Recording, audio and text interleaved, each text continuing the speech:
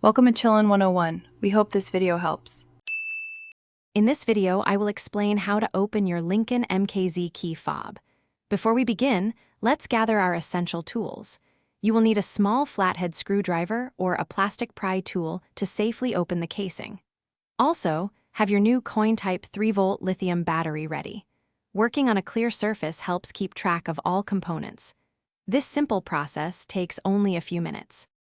The first step is to access the internal emergency key. Press the small release button, usually found on the side or front of the fob, and slide the physical key out. Next, look for a small slot or indentation on the key fob's casing. Carefully insert your flathead screwdriver or pry tool into this slot and gently twist or pry to separate the two halves of the fob. Take your time to avoid damaging the plastic. With the key fob open, you will see the coin-type battery.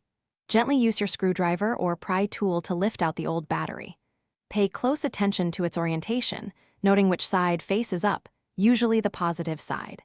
Your Lincoln MKZ key fob typically uses one CR2450 battery or two CR2025 batteries. Insert the new battery, ensuring the positive side is facing upwards, just like the old one.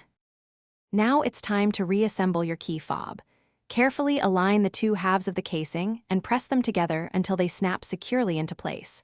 Ensure there are no gaps. Then, slide the physical emergency key back into its compartment until it clicks. Finally, test your key fob by attempting to lock and unlock your vehicle's doors. This confirms the new battery is working correctly and your fob is fully functional. Thanks for watching. Consider subscribing if we helped you.